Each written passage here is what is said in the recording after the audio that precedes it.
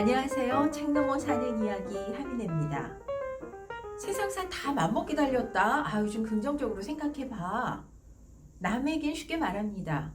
헌데 막상 어려움이 나한테 닥치면 평소에 말한 대로 행동하지 못합니다. 머리로는 알지만 마음이 잘 따라주지 않아서죠. 이유는 낙관적이냐 비관적이냐 하는 성향이 유전자에 따라서 결정되기 때문입니다. 한마디로 행복 체질이라는 건 타고난다는 거죠. 하늘에 뜬 무지개만 봐도 행복하고 예쁜 고양이만 봐도 하루 종일 웃고 지낼 수 있다. 이렇게 행복한 체질을 타고나신 분들은 이 영상 안 보셔도 됩니다. 하지만 저처럼 아침마다 거울 보면서 넌 잘할 수 있어. 용기를 내야지. 우리 오늘도 씩씩하게 화이팅. 이러는 분들께는 아마 이 영상 많이 도움이 되실 것 같습니다. 오늘 정리해드릴 책은 생각이 바뀌는 순간입니다. 저자인 캐서린 A 샌더스는 자신과 세상에 관해서 생각하는 방식을 조금만 바꿔도 많은 것을 얻을 수 있고 또 이런 노력을 통해서 얻어진 낙관적인 태도가 운명을 바꿀 수 있다라고 주장합니다. 심리학자인 저자 역시 아주 소심하고 염려쟁이라서 이런 책을 쓸 수 있었다고 하는데요. 한번 들어볼까요? 생각은 우리가 알고 있는 것보다 힘이 셉니다. 생각의 힘을 유용하게 활용하려면 우선 고정관념에서 벗어나야 됩니다. 약속 시간은 다 됐지, 길은 밀리지, 운전하다가 안 되겠다, 길을 꺾었어요. 더 밀려 거기는. 그렇지 내가 하는 일이 다 그래. 사실은 밀리는 시간대였을 뿐인데도 말이죠. 생각은 노화에도 큰 영향을 미칩니다. 노화는 이미 정해진 것이고 막을 수 없다 라고 답을 한 노인들은 그렇지 않다라고 한 사람들에 비해서 기억력 테스트에서 훨씬 낮은 점수를 받았습니다. 반면 혈압은 또 훨씬 높더라는 거죠. 심지어 무작위로 추출한 60대 이상의 성인 대상의 테스트에서도 비슷한 결과가 나타났습니다.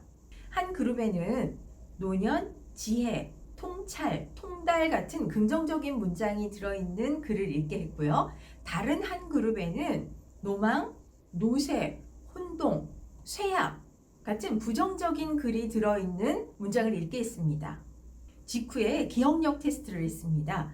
긍정적인 글을 봤던 그룹들이 부정적인 글을 읽은 그룹보다 훨씬 더 기억력 점수가 높더라는 거죠. 더 재밌는 건 걸음걸이 속도를 측정한 겁니다. 부정적인 글을 읽은 그룹은 자신도 모르는 새 평소보다 훨씬 느리게 걸음을 걷더라는 겁니다. 한마디로 생각이 나이를 들게 만들어버린 거죠.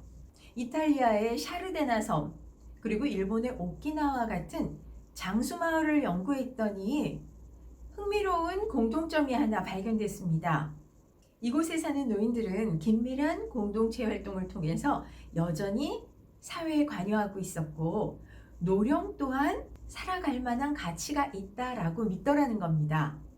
노년이라는 부정적인 고정관념에서 벗어나서 성장적인 사고방식을 갖는다는 것만으로도 노화를 이겨낼 수 있다는 겁니다.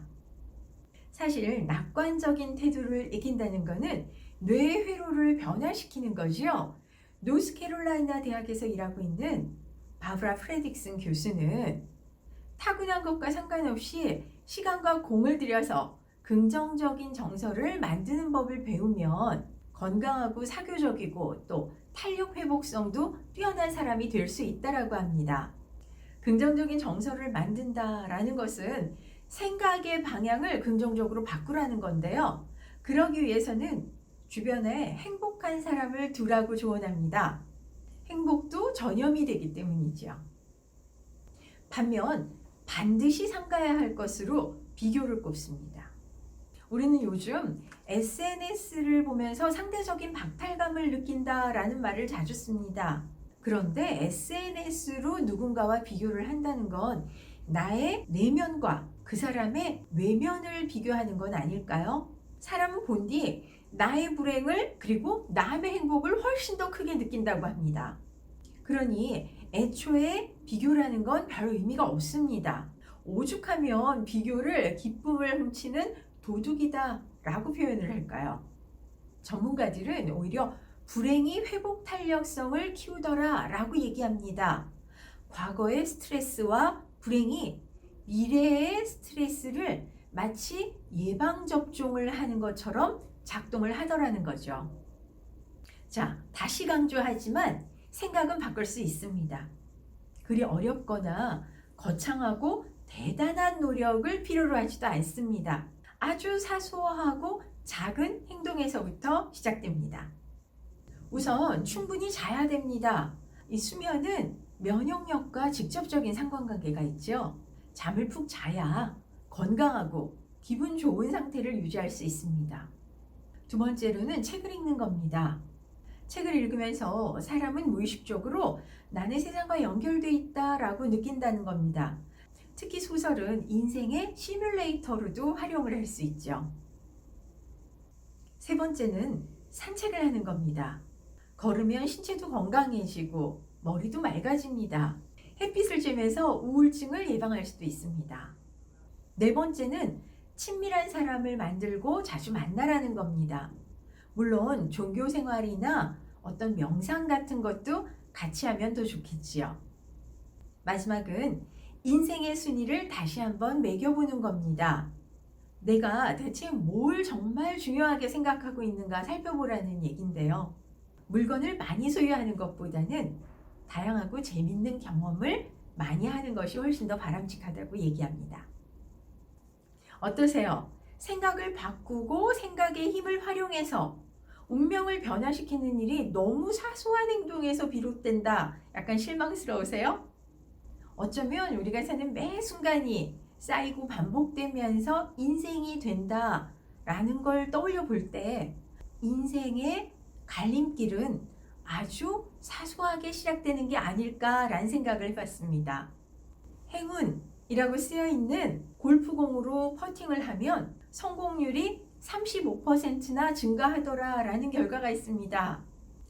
사방이 꽉 막힌 벽, 내 힘으로 어찌할 수는 없습니다. 하지만 이 상황을 바라보는 내 사고방식은 스스로 결정할 수 있습니다. 타고난 걱정쟁이 유전자, 내 힘으로 어찌할 수 없으니까 제쳐두고 일단 밖으로 나가서 좋아하는 사람과 맛있는 식사 한번 해보시는 건 어떨까요? 긍정적인 생각이 운명을 환하게 밝힙니다. 오늘 영상 재밌으셨어요? 영상이 도움이 되셨으면 좋아요, 구독 빨간 버튼 꼭 눌러주시고요. 주변에도 많이 공유해주세요.